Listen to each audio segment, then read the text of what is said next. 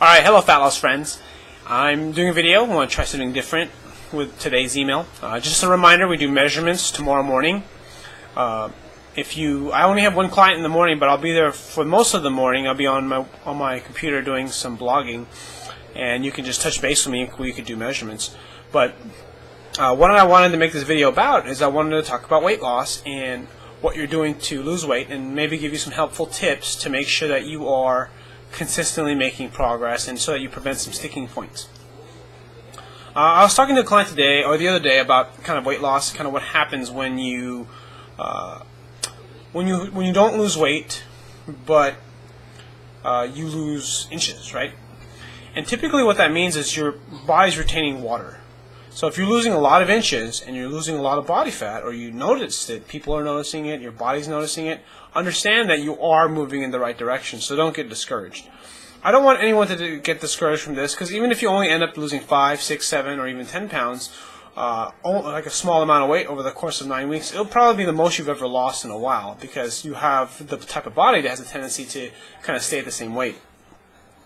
But a lot of stuff that I do for all my own personal fitness and for clients that I train, especially people that are advanced who are very stuck at a certain plateau, you can call them secrets. They're not really secrets. They're really just ideas that are against conventional wisdom. And just I'll name a few, like eating 6 meals a day to help boost metabolism to burn more calories is totally false. I mean, you're going to have to do your own research if it's too strong of a, if it's too crazy for you to believe that.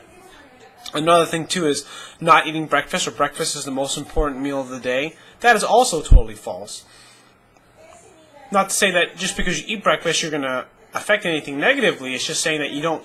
Breakfast is not the most important meal of the day, and it doesn't matter. Another one that's also common is you need to eat before you work out. That's also false. Or I should say, maybe it's not false. It's really more that, what does it mean to eat before you work out? Does that mean technically you always eat before you work out, you know? So if you're working out at 5 o'clock in the morning, do you eat at 4 o'clock in the morning, or do you eat last night? Technically that's all before your workout. So you don't have to eat before you work out. The one thing I kind of want to leave with you, so those are 3 myths that I kind of want to clear up, and if you want, you can Google anything that I've just talked about and do more research on your own, so that way you can get some validity to what I'm talking about. But the main thing that you're trying to do, when I oversimplify things for clients, or for people who are stuck that are trying to lose weight, is I tell them that calories are important.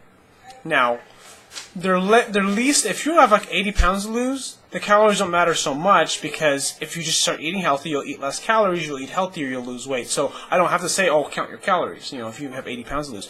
But if you have like 10 pounds to lose and you're really close to your goal, calories are going to matter a lot. Food volume will matter. And what you're going to have to do is you need to make sure you monitor everything you eat. And because there's so much variability with each of us in our lives, that some of us move more, some of us move less, some of us sleep more, some of us move less. I'll tell you right now, if the more you move and the better you sleep, you will lose weight faster if you are following a very solid diet that's below your caloric maintenance. So remember that calories do matter, portion size does matter. Second thing is macronutrient portions, carbs, protein, and fat. They're all important. Can you eat too much fat? Yes. Can you eat too little fat? Absolutely. If you eat too much fat, what will end up happening is that you'll eat too many calories. There are some debatable arguments for having too much fat for long periods of time, but we're just talking about just the contest right now. Now, if you get too little fat, your hormones will not function properly. You know, such as testosterone, estrogen levels. You'll get a huge hormonal imbalance. And if you combine a lot of intense exercise, like doing a daily ultimate training or doing any sort of intense workout, having too low fat of a diet while on a low carb diet will have some negative consequences. So it's important that roughly, if you're on a low carb diet, roughly about half the calories should come from fat. For some people that might be too much, but again, it all comes down to what has worked for you in the past. If it's worked for you in the past, or let's just say not worked for you in the past, if you're having trouble losing body fat and you've kind of been stuck at this weight for a really long time, or stuck above this weight, or you haven't been below a certain weight for 10 years, you might want to take some of my suggestions. Just because understand that 10 years ago you were younger, Your hormonal profile was a lot different. Your stress level was different. I mean, 10 years ago, I didn't have any kids. I didn't own a house. I was like 2 years into my career. You know, I was 21. I mean, you know, now that I'm 31, things are a little different. I own a house. I have 2 kids. You know, a lot of these factors affect your hormonal profile, your ability to sleep well, your ability to recover. All these factors. I know that 31 is not old, but understand as you get older, your hormones change, and it's going to affect how you burn fat. The food you eat will have a more effect on your body to the way your body wants to be leaner and lose body fat. So understand that the biggest part about cutting carbohydrates is, if you want it, is to reduce caloric intake.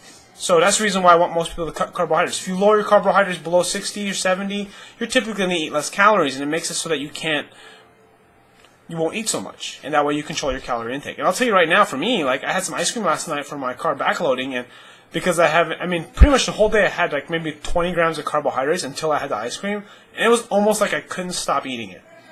I couldn't stop. So I went overboard for probably about 300 or 400 calories more than I really wanted to. But understand that carbohydrates has this ability to cause you to overeat. So, anyways, I just wanted to share that idea with you. If you would like to know more about carb backloading, you can talk to me that on a personal basis, and I can explain how that works. Or maybe I'll do a video on it. I don't know if anyone's going to get anything from this video. I hope people watch it, and I'll see you for measurements. 3 weeks. This is the end of the 3rd week.